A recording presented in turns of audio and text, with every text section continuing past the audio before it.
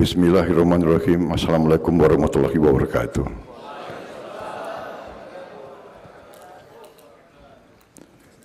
Marilah kita sebagai insan yang bertakwa tidak henti-hentinya memanjatkan puji syukur kehadirat Allah Subhanahu wa taala, Tuhan Maha Besar, Tuhan Maha Kuasa. Kepadanya lah kita berdoa dan hanya kepadanya lah kita meminta pertolongan. Salawat dan salam kita haturkan kehadirat junjungan kita baginda Nabi besar Muhammad Rasulullah Sallallahu Alaihi Wasallam yang telah memberi kepada kita agama dan peradaban. Yang saya hormati Ketua Umum Majelis Ulama Indonesia Kiai Haji Anwar Iskandar, Wakil Ketua Umum Kiai Haji Marsudi Suhud, Buya Anwar Abbas, Kiai Haji Basri Bermanda, Sekretaris Jenderal Buya Kiai Haji Amir Syah Tambunan, Bendara Umum Kiai Haji Misbahul Ulum, yang saya muliakan para ulama, anggota Dewan Pertimbangan MUI, para ketua MUI provinsi dan wilayah dari seluruh Indonesia yang saya hormati dan saya banggakan. Tentunya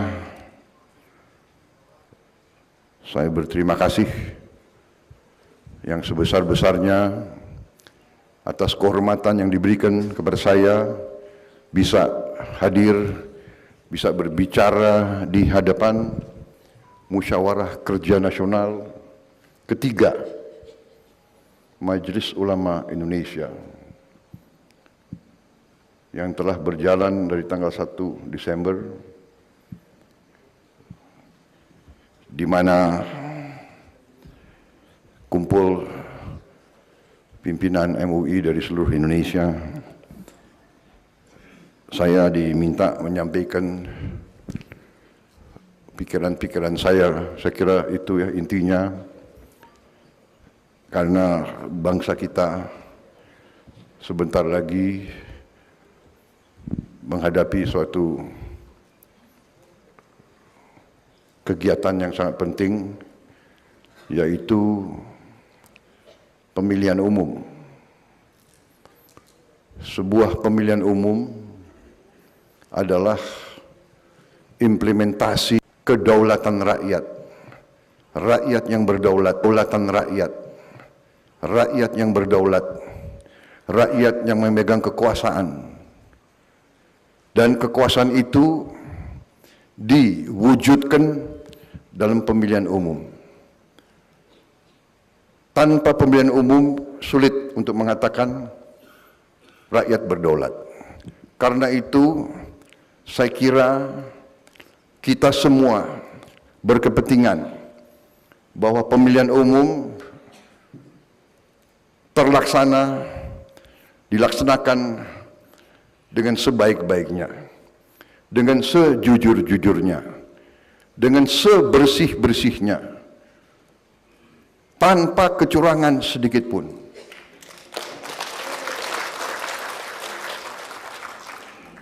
Dan kita kapal besar, kita butuh nahkoda. Nahkoda tidak bisa kerja sendiri, tidak ada kapal sendiri, tidak ada kapal yang bisa dengan satu orang dinahkodai satu orang. Walaupun kapal yang termodern pun pakai komputer apapun, tetap harus ada nahkodanya, otaknya dan sebagainya. Nahkoda dibantu oleh awak kapal. Jadi kalau sebuah bangsa ingin berhasil, sebuah negara yang tidak bisa menjaga kedaulatan, yang tidak bisa menjaga kedaulatannya, diobrak-abrik, ditindas, diinjek-injek, dibom, diduduki, diusir dari tanahnya. Kita lihat apa yang terjadi kepada saudara-saudara kita di Palestina.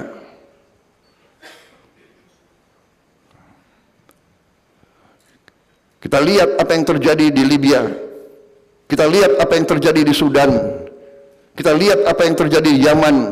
Kita lihat apa yang terjadi di Suriah. Kita lihat apa yang terjadi di Irak. Kita lihat apa yang terjadi di Afghanistan. Manakala elitnya, pemimpin-pemimpinnya tidak bisa menyelesaikan perbedaan pandangan dengan cepat, dengan damai, dengan arif, dengan jujur. Itu nasib bangsa-bangsa. Ini sejarah peradaban manusia. Mari kita lihat bapak-bapak sebagai tokoh-tokoh umat Islam pasti mengerti, faham sejarah Islam itu pun, bahwa sebuah peradaban, sebuah pemerintahan, sebuah katakanlah kerajaan sekalipun, imperium sekalipun, harus terdapat unsur-unsur tertentu.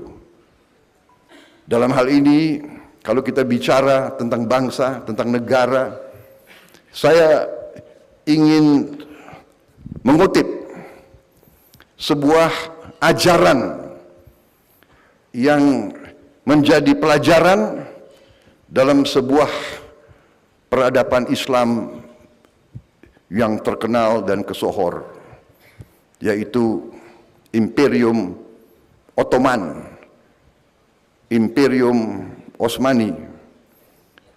Dalam Imperium Ottoman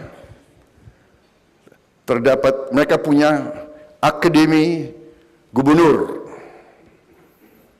Mereka negara yang sangat canggih pada saat itu. Karena itu kalau tidak salah, Ottoman itu dari 1299 sampai 1923 itu berapa itu? 700 tahun lebih. Peradaban 700 tahun. Uni Soviet 70 tahun bubar. Yugoslavia sekitar itu 70 tahun bubar. Begitu banyak negara bubar nggak sampai 100 tahun. Kekaisaran ini bertahan 700 tahun lebih.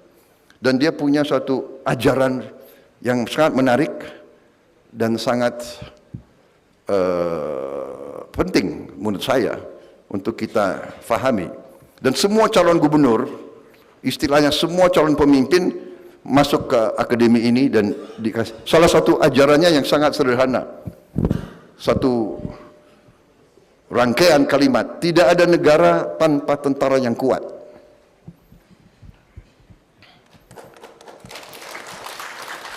Mungkin karena Palestina dan mungkin karena saudara-saudara kita, negara-negara yang dikatakan ya negara-negara Arab, negara Muslim yang berada di situ, Mesir, Yordan, Suriah, Lebanon, tentaranya tidak kuat. Kita lihat apa yang terjadi kepada saudara-saudara kita di Palestina. Tidak ada tentara yang kuat tanpa uang. Tidak ada uang tanpa kemakmuran. Tidak ada kemakmuran tanpa rakyat yang bahagia dan sejahtera. Jadi ini pelajaran ya.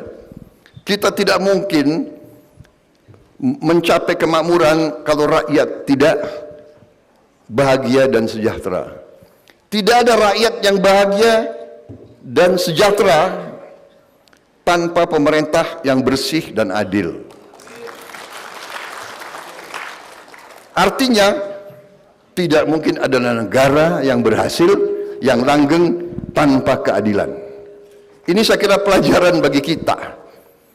Siapapun yang mau maju, siapapun yang mau menawarkan diri, minta mandat kepada rakyat Indonesia sebaiknya hafal ini. Marilah kita membangun negara yang adil. Rakyatnya bahagia, kita bisa mencapai kemakmuran. Dengan kemakmuran kita kuat. Dengan kita kuat, kita tidak bisa diinjek-injek, ditindas, dan dikerjain oleh kekuatan-kekuatan lain. Karena yang lemah pasti diinjek-injek, yang lemah pasti dilindas. Ini hukum peradaban manusia. Pelajaran mereka 700 tahun. Saya kira bapak-bapak sebagai ahli di bidang agama Islam faham bahwa dalam Islam pun pemimpin itu harus mengerti, harus faham tentang perang. Kita tidak ingin perang, tapi kita mengerti mereka yang tidak kuat akan ditindas, dan kita pernah mengalami. Marilah kita jujur, kita mengalami ratusan tahun kita dijajah. Saudara-saudara sekalian, ada suatu pelajaran lagi di negara-negara barat. Negara barat itu mengajarkan hampir di setiap sekolah mereka, di universitas mereka, di fakultas-fakultas mereka, apalagi fakultas strategi dan fakultas perang.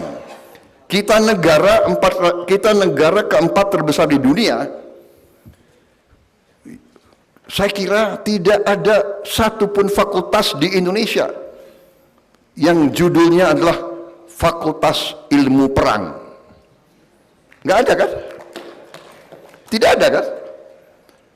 Sekarang ada mulai kajian pertahanan, kajian sedikit. Kalau kita ke negara barat, ya di situ ada, di Inggris itu ada King's College, ya. Dia punya fakultas namanya War Studies, kajian perang. Sekian tahun yang lalu waktu saya masih aktif, saya mengerti tentang hal itu, dan saya mencoba mengirim perwira Indonesia untuk sekolah di situ. Sangat sulit, ditolak. Saya lobby lagi, saya minta lagi, akhirnya diterima. Tapi si mahasiswa kita itu, si perwira muda itu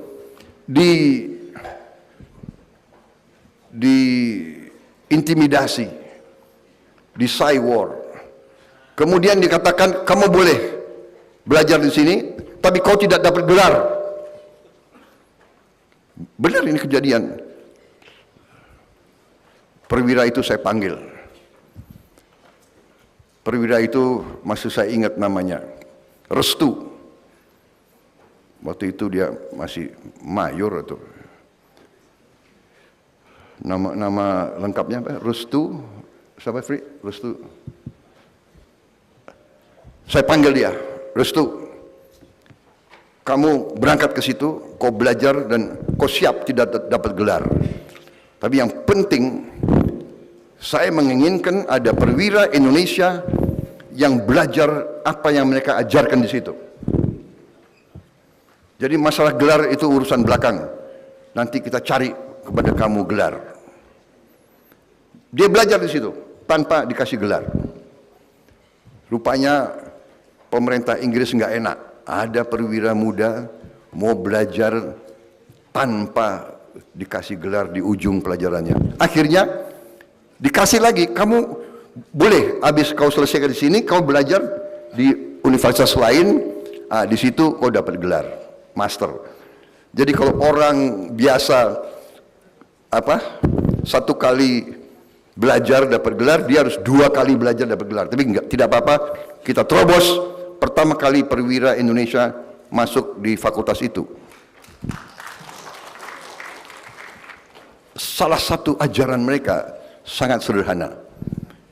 Itu mereka sebut dengan hukum Thukydides. yang terdiri dari hanya satu kalimat. Hukum Thukydides berbunyi, "The strong will do what they can, the weak suffer what they must." Yang kuat akan berbuat apa yang dia bisa berbuat. Yang lemah harus menderita. Ujura, ini ajaran mereka. Dan ini diajarkan ke setiap perwira dan pejabat yang akan memimpin dan mengendalikan sebuah negara di negara-negara barat. Dan ini terbukti. Apa yang kita lihat sekarang di mana-mana, kita lihat di Gaza,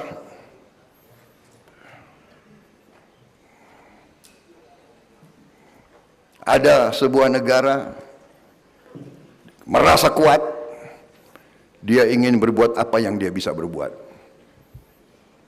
Dia mau bom, dia mau hancurkan, dia mau usir, dia mau duduki, karena dia kuat. Saudara-saudara,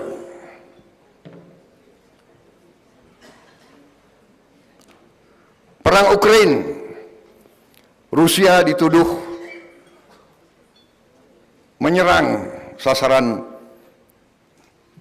sipil, menyerang sekolah, menyerang rumah sakit, menyerang kota-kota. Barat berang, marah, dikasih sanksi dan sebagainya dan sebagainya. Tapi kalau Israel menyerang, Israel yang membom sasaran sipil Barat tidak memberi sanksi kepada Israel. Jadi bapak-bapak sekalian, sebagai pemimpin umat, sebagai ulama, marilah kita sadar ini, bahwa bangsa Indonesia dengan segala kekayaannya, dengan segala potensinya, bukannya kita akan aman-aman saja, bukannya kita akan baik-baik saja kalau kita tidak bertekad untuk membangun bangsa kita menjadi bangsa yang kuat. Nasib kita, ya, kita harus jujur, kita harus koreksi diri kita. Bangsa kita ini, bangsa Nusantara ini, datang dari berbagai puluh suku bangsa, ya. Pada dasarnya sifat kita ini ramah. Sifat asli suku-suku di Nusantara ini ramah, ramah kepada tamu. Bener kan? Ibu-ibu, iya kan? Kita selalu hormat sama tamu. Tamu datang, ya kan? Monggo pinara. Kita kalau perlu kita pinjam dari tetangga, pinjam gula, pinjam beras kalau perlu, karena kita hormat sama tamu. Benar nggak? Ini sifat kita. Bangsa-bangsa lain belum tentu sama dengan kita. Saya cukup lama besar di Barat, saya paham kadang-kadang budaya mereka berbeda. Ya tidak salah, mungkin iklimnya berbeda, ya kan? Jadi saya pernah diundang oleh teman saya waktu saya sekolah. Prabowo belajar di rumah saya nanti sore. Oh baik, oke. Jadi saya ikut dia ke rumah dia, diajak belajar. Waktunya itu jam 6 sore. Waktu saya masuk ke rumahnya, keluarga dia sedang makan di meja makan. Dia bawa saya ke kamar. Prabowo, kok di sini ya? Ini buku-buku, kok belajar? Saya makan dulu sama keluarga saya. Kita kan aneh, ya kan? Tapi dia tidak salah. Loh, saya ajak kamu ke rumah saya untuk belajar, bukan untuk makan. Oh, saya belajar budaya mereka gitu. Kamu kan sudah dikasih makan oleh orang tuamu. Ini saya makan dengan orang tua saya. Jadi tunggu ya, saya makan dulu. Kita kan tidak bisa. Sifat kita tidak bisa. Kita lagi makan, ada orang datang. Ini. Nah, saking baiknya kita didatangi. Nusantara ini didatangi dari ratusan tahun. Spanyol datang, Portugal datang, Perancis datang, Inggris datang, Belanda datang, habis itu nggak mau pulang-pulang. Datang pertama dia mau dagang, dia minta izin ke sultan-sultan kita, pangeran-pangeran kita, dia mau dagang. Sultan Banten, bolehkah kita dagang? Oh, dagang boleh. Bolehkah kita buka pos dagang di sini? Boleh. Begitu dikasih izin pos dagang, boleh enggak saya bikin tembok? Oh, boleh. Lama-lama temboknya tambah tebal. Pos itu jadi benteng.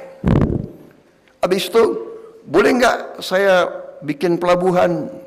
Lama-lama dia kuasai kerajaan kita. Jadi pelajaran sejarah ini menurut pendapat saya, bapak-bapak sekalian, ibu-ibu sekalian, pelajaran sejarah itu masih berlaku sampai sekarang. Sekarang dia tidak pakai lagi nama-nama seperti itu. VOC dulu kan, sekarang nggak pakai VOC. Sekarang pakai macam-macam lah, ya kan? Perusahaan ini, perusahaan itu, bank ini, bank itu. Tapi ujungnya sama, dia mau kuasai kekayaan kita. Nah, di sini banyak ahli pakar, banyak tokoh, banyak birokrat kita, banyak pejabat kita, banyak pemimpin politik kita tidak terlalu sadar. Dan apa yang mereka lancarkan? Jelas, sangat jelas mereka lancarkan politik yang namanya divida et impera. Pecah, kuasai. Pecah, berkuasa. Divida et impera. Dan sampai sekarang masih berlaku. Kalau kita lihat, maaf, ya ini kita bicara di antara kita, logikanya, kalau kita lihat sekian puluh negara Arab dengan satu bahasa Arab, satu agama Islam, dengan kekayaan yang luar biasa, kekayaan cadangan minyak dan gas terbesar di dunia, di Irak, di Kuwait, di Qatar, di Bahrain, di Abu Dhabi, di Libya, di Sudan. Harusnya 22 negara itu kalau bersatu menjadi superpower yang luar biasa. Tapi kita juga harus akui, banyak tidak bisa bersatu. Bahkan yang kita kadang-kadang bingung, di antara saudara-saudara kita yang sama-sama Muslim, yang sama-sama Arab, bisa perang di antara mereka. Apa yang kita lihat di Libya, perang sampai sekarang, perang saudara. Apa yang kita lihat di Sudan, perang saudara. Di antara dua jenderal, satu panglima dan satu wakil panglima. Mungkin yang wakil panglima pengen jadi panglima, ya kan? Yang panglima nggak kepingin turun, perang. syukur alhamdulillah di bangsa Indonesia ini jenderal-jenderal kita, panglima-panglima kita setia kepada bangsa, negara, rakyat, dan undang-undang dasar.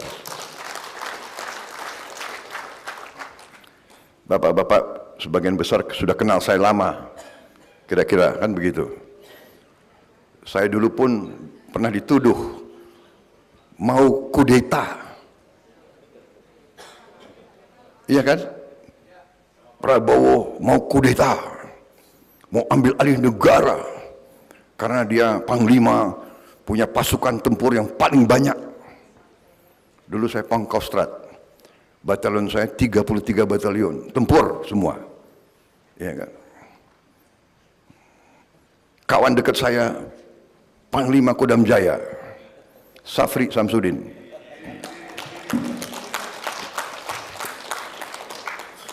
Sampai sekarang masih kawan baik, masih membantu saya. Maksud saya mau cerita, ya kan, dituduh. Tapi saya bertanya, sejarah mencatat, apakah Prabowo kudeta atau tidak? Kan tidak. Dituduh mau, tapi tidak lakukan. Saudara-saudara, saya maju, saya menawarkan diri untuk berbakti kepada negara. Saya ingin diberi mandat, saya ingin untuk diberi kesempatan memimpin bangsa dan negara ini, karena saya merasa bahwa saya faham, saya mengerti apa yang sedang terjadi kepada bangsa kita ini. Saya faham bahaya-bahaya yang dihadapi oleh bangsa ini. Karena itu saya terus berjuang, tapi di atas jalan yang benar, di atas jalan undang-undang dasar. Saya datang di hadapan rakyat dan saya minta mandat. Kalau rakyat memberi mandat kepada saya siap bekerja untuk rakyat, untuk bangsa dan negara. Kalau rakyat tidak memberi mandat, ya tidak ada masalah. Dan saya sudah buktikan berkali-kali.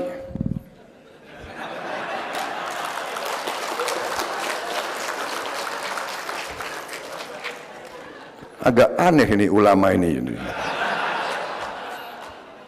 Kok ketawa ya?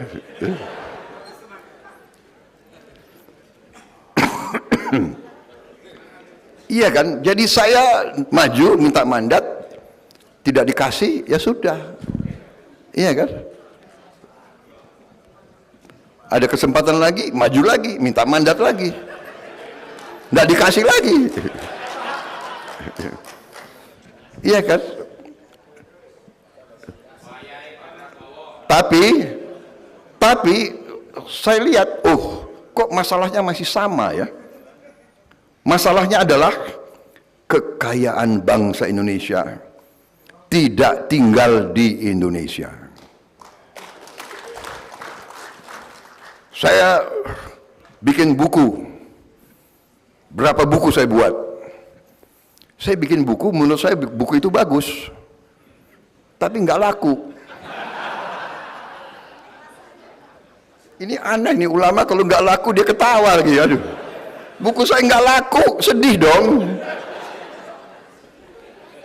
Jadi rupanya buku yang bagus memang belum tentu laku, ya kan? Saya belajar lagi, bikin buku lagi. Akhirnya karena mungkin nggak laku-laku, ya sudahlah. Aku bikin buku, aku bagi-bagi saja gitu.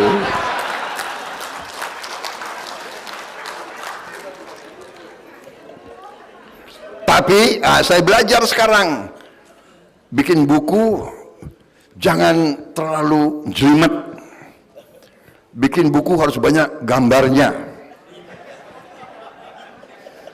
Bagaimana Prof? Ini profesor sama juga ini sama saya ya kan?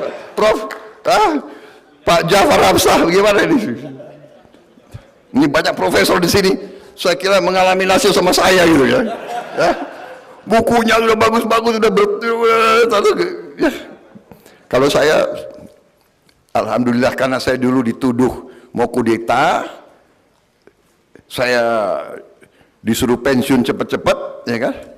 Masih gagah. Bintang 3 pengen jadi bintang 4, nggak jadi-jadi, ya kan? Jadi terpaksa saya jadi pengusaha. Tapi itulah kebesaran yang maha kuasa, ya.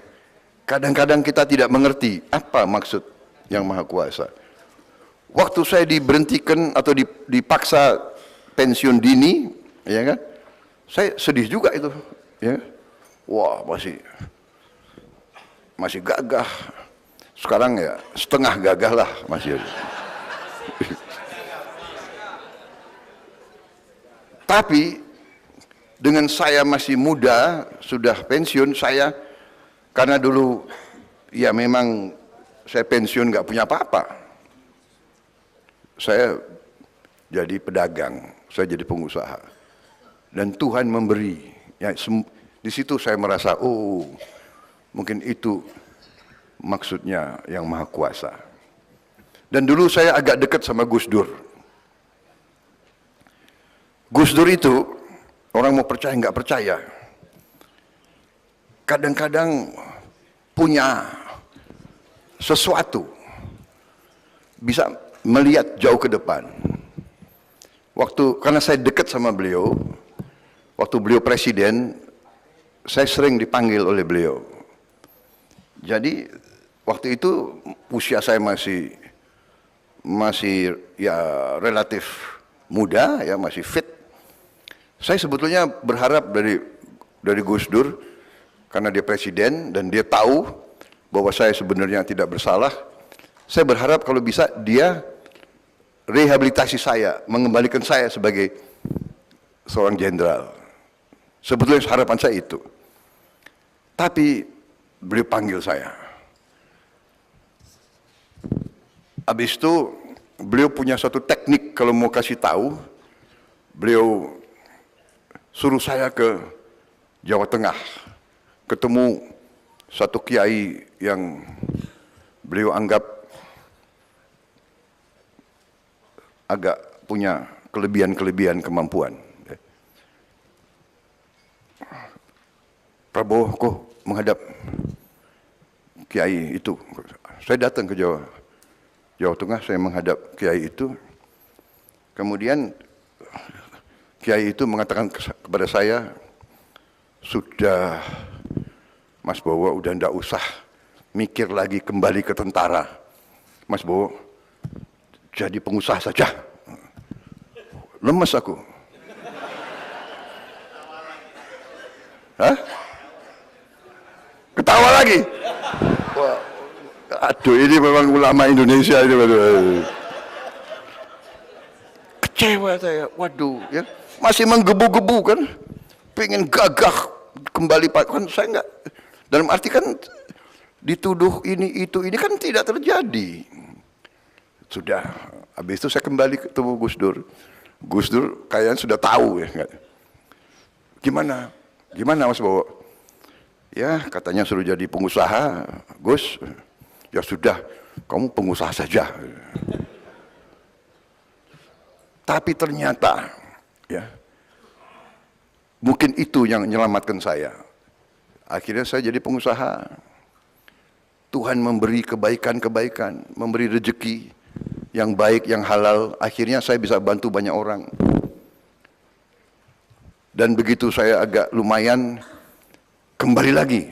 Waduh, ini gimana? Bagaimana saya bisa mengabdi dan berbakti kepada negara? Oke, saya masuk politik. Disitulah saya mulai masuk politik. Saya belajar politik di Indonesia ini mungkin ilmu politik saya paling lama dan paling mahal.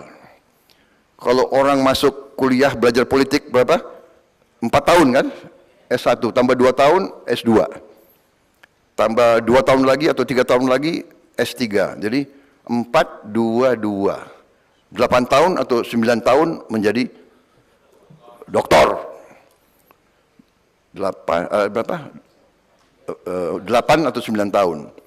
Saya belajar politik dari tahun 2003, 2003, 2004 sampai sekarang 20 tahun saya belajar politik.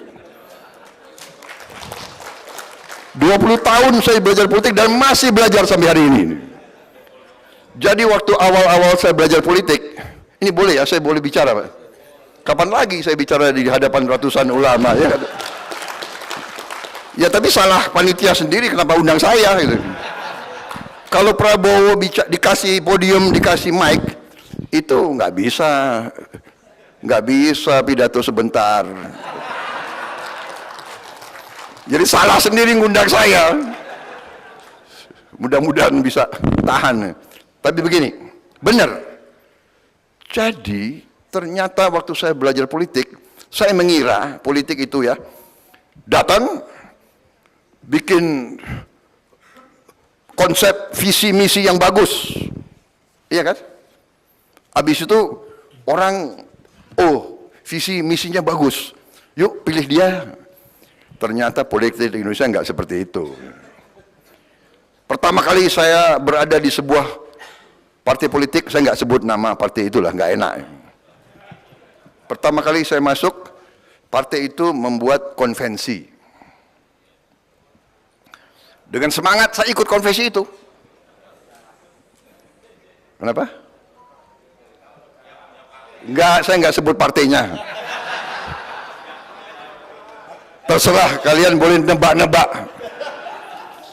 Saya ikut keliling Indonesia dan waktu itu yang ikut sama saya itu ya banyak tokoh juga, termasuk Pak Nurkolis Majid waktu itu. Jadi kita diundang di tiap provinsi ya, memberi visi dan misi, Pak Nurkolis bicara, saya bicara seperti. Habis itu tanya jawab. Tahu-tahu dari belakang ada yang berdiri bicara ke Pak Nurkolis. Pak Profesor, benar yang Bapak sampaikan, benar sekali, kami setuju, tapi ini kami ingin yang konkret. Apa yang konkret? Saya juga belajar juga apa maksudnya konkret. Jadi Pak Profesor, dalam politik ini kita yang penting adalah kredibilitas. Yang kedua adalah integritas. Yang ketiga adalah akseptabilitas. Tapi yang penting adalah isi tas.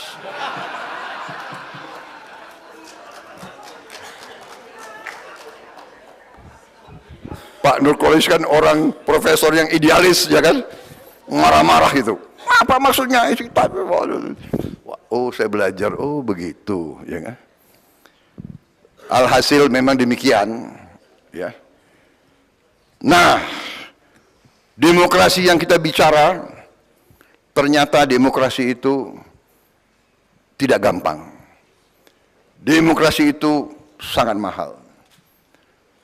Dan banyak rakyat kita yang hidupnya sangat susah. Dan karena itulah kita harus waspada. Justru karena rakyat kita susah, mungkin saja ada kekuatan-kekuatan yang ingin mengatur bangsa kita, republik kita, dengan cara-cara yang kita sudah mengerti semua. Jadi bapak-bapak sekalian, yang ingin saya sampaikan adalah,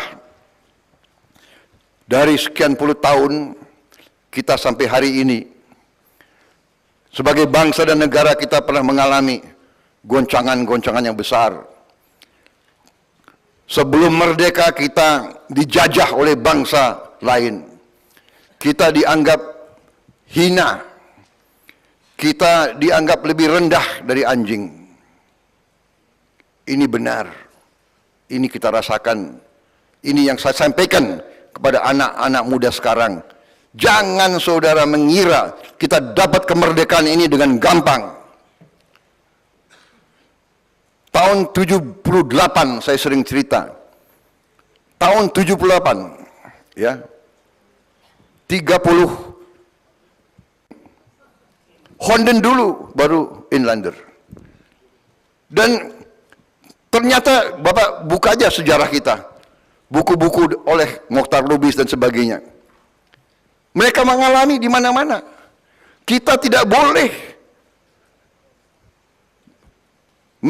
di negara tanah air kita sendiri. Kita dianggap kelas berapa? Kita mengalami. Bapak-bapak kita mengalami. Karena itulah kita berjuang melawan penjajahan itu. Dengan keringat darah dan air mata. Kita tidak terima kemerdekaan ini sebagai hadiah. Kita tidak terima kemerdekaan ini dengan hasil lobby. Tidak. Dengan keringat darah dan air mata. Ribuan korban. Dan banyak ulama dan kiai yang memimpin perjuangan ini, saudara-saudara sekalian. Dan ini terjadi bukan di negara kita saja. Di India, di mana-mana. Dan terbukti. Mental penjajah, mental kolonialis menganggap kita adalah bangsa yang rendah, lebih rendah dari anjing. Di India mereka bilang no dogs and Indians allowed, hampir sama. Ini masih ada Royal Simla Club. Hah? No dogs or Indians allowed. Dogs and Indians are not allowed. Jadi sama, orang India itu di bawah kita. Saya ini menyampaikan ini bukan untuk mengajarkan kita membenci orang, tidak. Tapi saya mengatakan kita sebagai bangsa ini terlalu ramah, ya kan?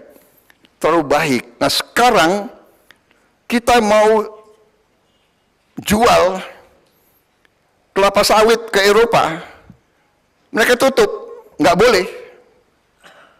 Tapi kita buka, dia boleh jual Mercedes ke kita, dia boleh jual BMW, dia boleh jual Volkswagen, dia boleh jual produk-produk dia di Indonesia. Kita mau jual kelapa sawit, tidak boleh. Dan sekarang, mereka sekarang akan mempersulit kita jual kopi, jual teh,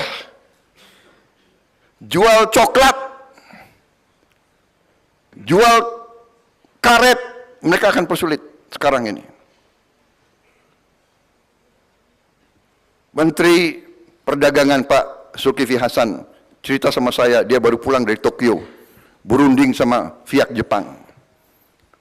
Saudara-saudara sekalian, kita mau jual pisang, nggak boleh. Pisang kita tidak boleh dijual di Jepang. Tapi jalan kita penuh dengan mobil dia. Toyota, Mitsubishi, Suzuki, Honda, Yamaha, motor. Pisang kita nggak boleh kita jual. Saya pernah ditanya oleh Duta Besar Jepang. Duta Besar Jepang tanya, kenapa Indonesia menghalangi ekspor barang-barang tertentu? Saya katakan bahwa kita sekarang tidak mau barang-barang kita, sumber daya alam kita dijual murah sebagai bahan mentah. Karena kita mau mengolah bahan-bahan itu untuk menjadi bahan produk-produk industri yang punya nilai tambah. Kita mau barang-barang itu diolah di Indonesia. Saya katakan itu kepada beliau. Karena kita ingin mencontoh Anda. Kita ingin rakyat kita hidup makmur. Kita ingin rakyat kita tidak menerima UMR terus-menerus. Kita mau anak-anak kita kerja yang baik di pabrik-pabrik. Saudara-saudara, saya sudah ada buku yang saya tinggalkan. Dan saya siap memaparkan. Jadi sampai sekarang ini baru pembukaan. Salah sendiri mengundang saya. Gitu. Jadi, saudara-saudara, ya, Presiden Jokowi menjalankan kebijaksanaan hilirisasi. Hilirisasi artinya tidak akan lagi bahan-bahan baku kita, sumber alam kita izinkan dijual murah, dibawa keluar. Enggak. Bikin pabrik di Indonesia. Saya beri contoh satu, nikel. Nikel tahun 2017 masih kita izinkan nikel dijual sebagai gelondongan bahan baku.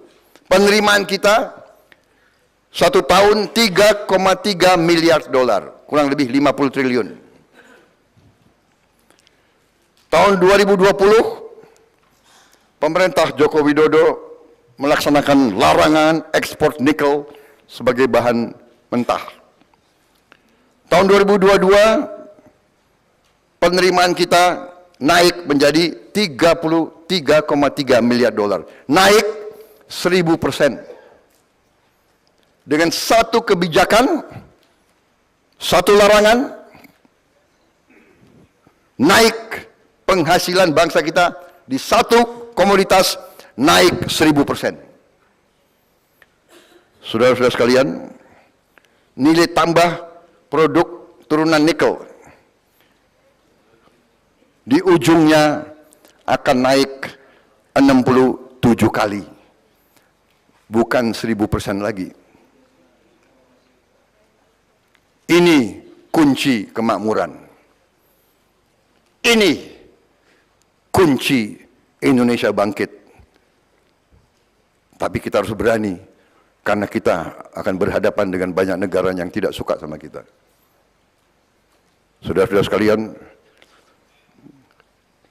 saya maju sebagai calon presiden bersama saudara Gibran Raka Buming Raka, dengan tim kita, dengan koalisi Indonesia Maju, karena kita yakin, karena kita tahu, karena kita faham, karena kita mengerti betapa kayanya bangsa Indonesia, dan kita tidak mau lagi membiarkan kekayaan ini diambil murah keluar, dan kita tidak mau lagi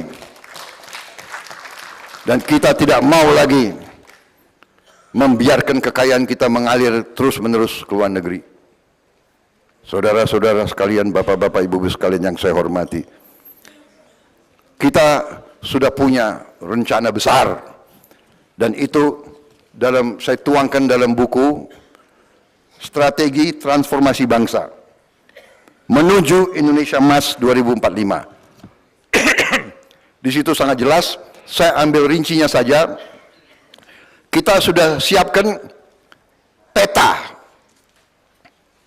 yang kita sebut pohon industri.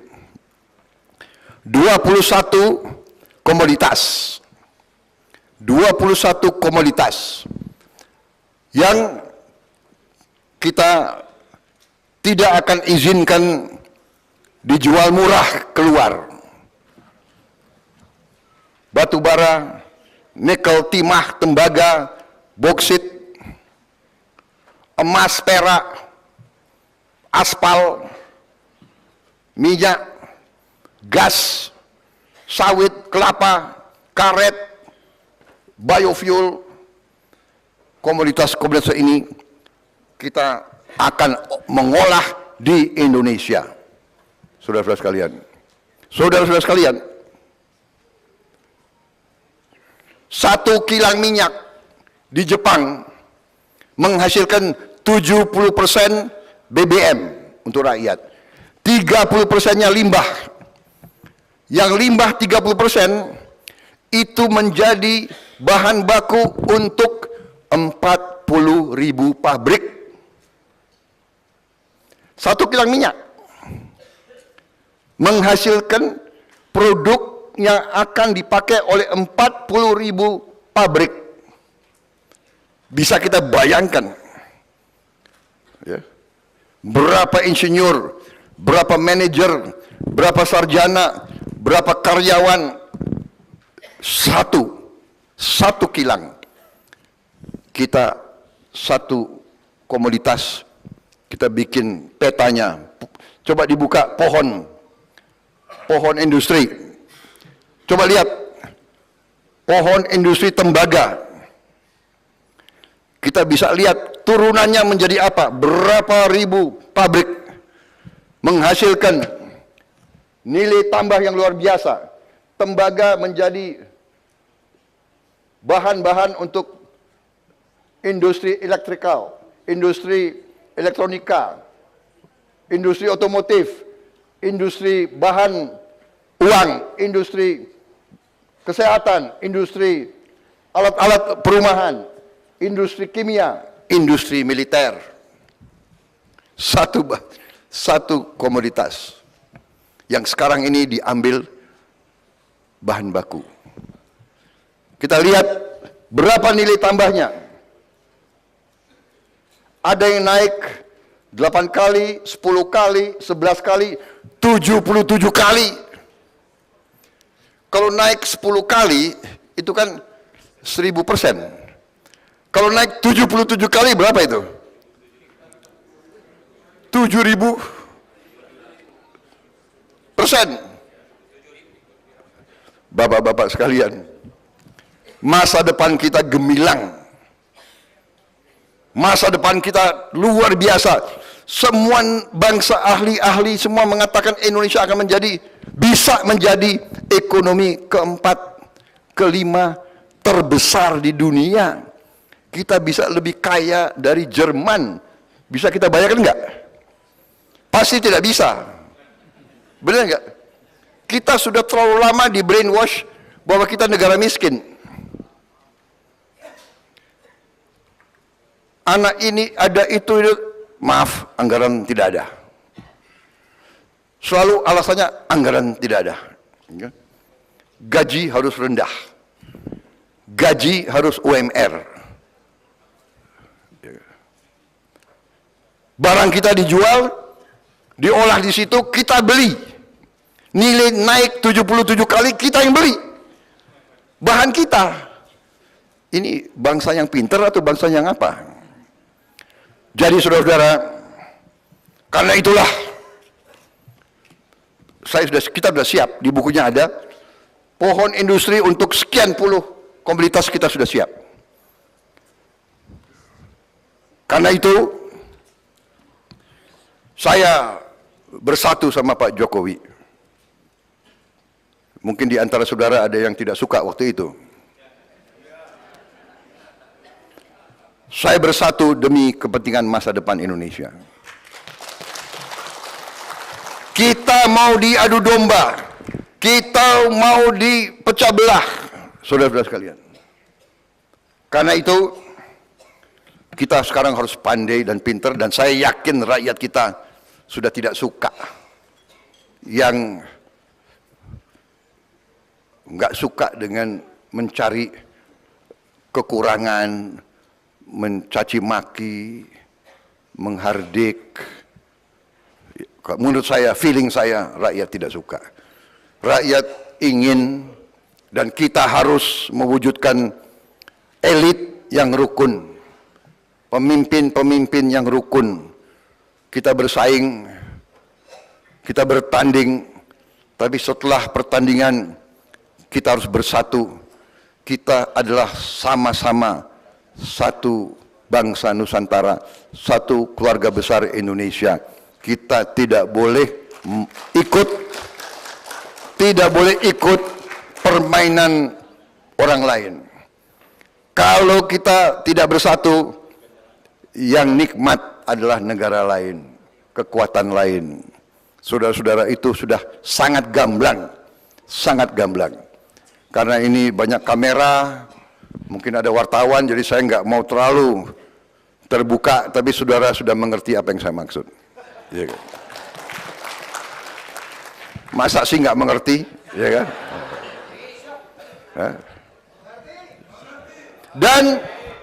Dan kita juga harus koreksi. Yang saya heran kadang-kadang ya, saya juga heran kadang. Ada tokoh-tokoh, pemimpin-pemimpin, pejabat-pejabat yang pinter, dari segi ilmu pinter, tapi tak faham. Pinter tapi tak faham. Mungkin pinter, tapi kepinterannya bisa digunakan oleh bangsa lain. Pinter, tapi tidak mengerti. Ada.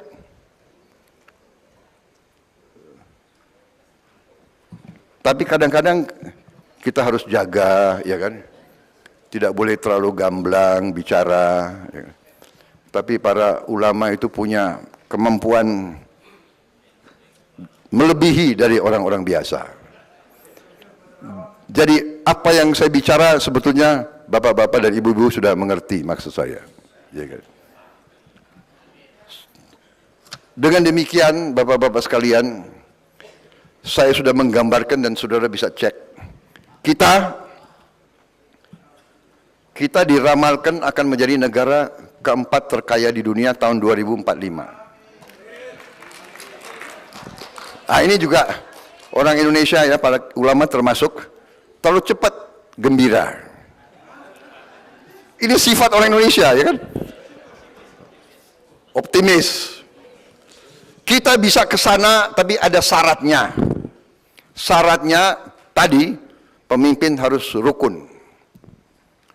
Jangan marah-marah sekarang. Prabowo sendiri sudah berubah.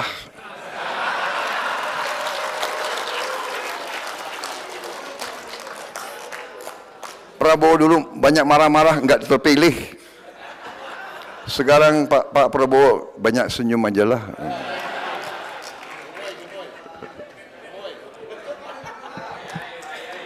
Jadi ya memang kadang-kadang ya ustadz-ustadz saya, guru-guru saya benar. Yang sabar, nah itu. Sabar banget, ya kan? Sabar banget kita. Tapi tidak ada masalah. Karena kita sekarang semakin mengerti, semakin yakin kita. Sudah banyak kekayaan kita dirampok. Banyak sekali, tetap kita kaya raya seperti ini, saudara-saudara sekalian. Sekarang industri mobil ke arah listrik. Kita punya nikel terbesar di dunia. Baterai harus pakai nikel. Kita punya banyak mineral-mineral yang langka ada di Indonesia. Tapi tadi kita harus waspada dan kita harus pandai menjaga dan kita tidak boleh dibohongi terus-menerus. Kita tidak boleh dibohongi lagi. Kita tidak mau dibohongi lagi. Saudara-saudara sekalian. Kita hormat sama negara Anda. Negara Anda hebat. Saya akui. Saya sopan sama duta besar Jepang. Sopan. Saya ngatakan, saya setuju. Kita mau perdagangan bebas. Setuju. Tapi kita juga mau perdagangan adil. Jangan bebas, enak aja untuk lo. Benar nggak? Harus baik untuk Anda, harus baik untuk kita. Tidak mau merdeka dengan rakyat kita, UMR, kita tidak mau lagi seperti itu. Saudara-saudara sekalian, saya sampaikan ke duta besar Jepang yang mulia, Anda tahu, rakyat saya sekarang ada yang umur 70 tahun, masih narik becak. Saya bilang, Anda tahu becak? Saya bilang, ya, tricycle, trishaw. Mungkin dia nggak ada becak di sana. Dulu ada. Saya bilang, umur 70 tahun masih narik becak. Ini tidak manusiawi. Luar biasa orang itu. Mencari sesuap nasi dengan halal. Ini perjuangan kita. Karena itu saya berdiri di hadapan bapak-bapak sekalian. Karena itu saya berdiri di depan rakyat Indonesia. Saya minta mandat untuk kita rubah nasib bangsa kita. Tapi kalau saudara tidak memberi mandat kepada saya tidak apa-apa. Saya seorang patriot. Saya akan naik gunung pensiun. Demi Allah, saya hanya mau lihat bangsa saya terhormat.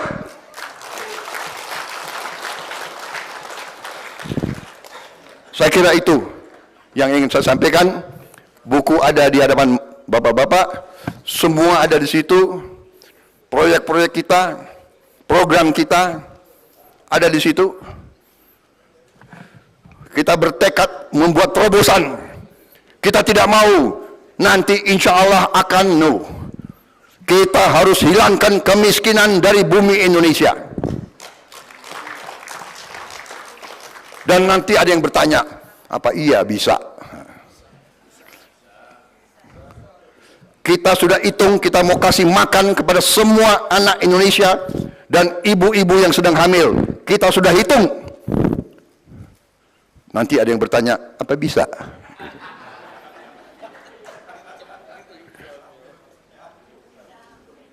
Kalau ikan kita dicuri ke bangsa asing, kok bisa? Bagaimana kita mencegah ikan kita diambil, kayu kita diambil, dan sebagainya? Mereka yang merusak hutan kita, sekarang kita mau dihukum. Karena mereka yang merusak, kita yang dihukum. Enak aja. Karena hukum Tukidides. Karena kau kuat, kau mau dikte aku. Kau mau injek-injek aku. Apa kau mau bikin Indonesia kayak Gaza? Tidak, kita tidak mau. Kita tidak mau jadi bulan-bulanan. Kita hormat sama Anda. Saya katakan ke mereka, politik luar negeri kita adalah non-blok. Kita hormati semua bangsa dan negara. Kita tidak ikut-ikut pro Amerika kah, pro Cina kah, pro Rusia kah, tidak. Kita pro Indonesia. Kita hormat sama Anda, hormat sama Amerika, hormat sama Cina, hormat sama semua. Tapi kita harus kuat. Itu perjuangan yang harus kita lakukan. Pak Jokowi sadar itu, mengerti itu, dan Pak Jokowi akhirnya bapak-bapak ibu-ibu bisa ambil kesimpulan sendiri. Kira-kira Pak Jokowi merestui siapa?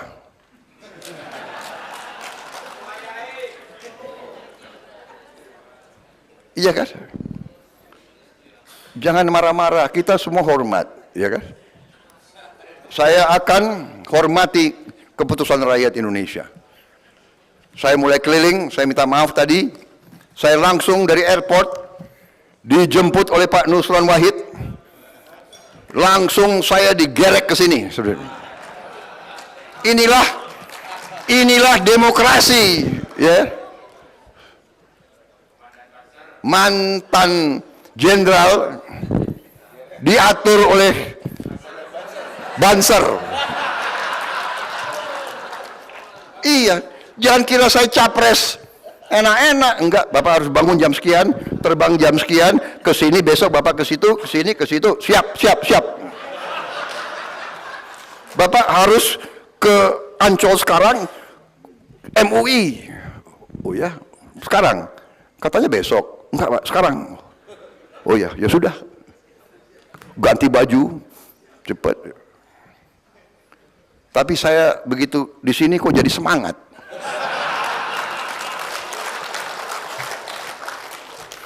Karena saya tidak punya beban, ya. Saya katakan, saya dengan tim saya adalah tim Pak Jokowi. Jadi otaknya banyak, yang orang pintar di sini banyak. Tolong dipelajari, tolong angka-angka dipelajari, tolong kalimat-kalimat dipelajari.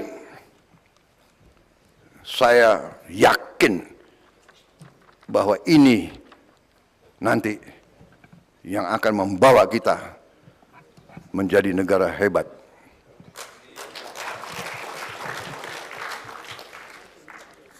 Para ulama yang paling dekat sama rakyat, para ulama sebagai cendekia juga yang memiliki hati nurani suatu bangsa. Para guru besar di universitas-universitas, mereka bisa dikatakan the brains of the country. Para guru besar, para ulama, the conscience of the country. Para ulama, hati nurani suatu bangsa. Para guru besar, otak suatu bangsa. Para guru besar, para ulama yang akan menentukan nasib bangsa Indonesia. Apa yang saya sampaikan adalah dari kajian ilmiah, dari sejarah dan dari ilmu-ilmu bernegara. Kita kasih makan siang untuk anak Indonesia, ternyata 60 negara sudah melakukan. Negara-negara yang lebih miskin dari kita, mereka kasih makan ke anak-anak mereka. Karena ini strategis. Saudara-saudara, saya kira demikian yang ingin saya sampaikan. Mohon maaf kalau ada kata-kata saya yang salah, yang kurang, saya minta maaf. Tapi maklum karena saya baru pulang kampanye dari Tasikmalaya, ya kan? Dikasih perintah oleh Panglima Banser. Ngeri juga gue sama Banser itu. Saya tinggalkan tulisan saya yang bersama-sama para pakar yang hebat-hebat. Saya sangat optimis. Saya sangat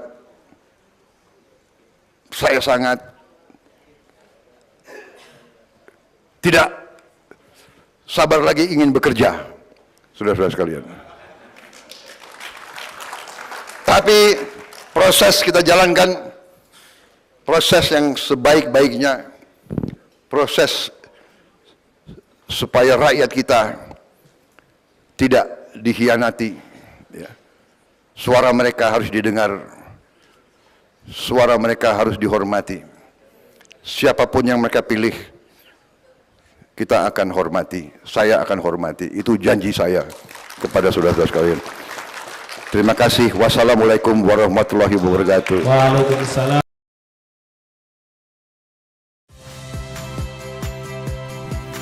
Saya Harjuno Pramendito. Saksikan program-program Kompas TV melalui siaran digital, pay TV, dan media streaming lainnya. Kompas TV, independen, terpercaya.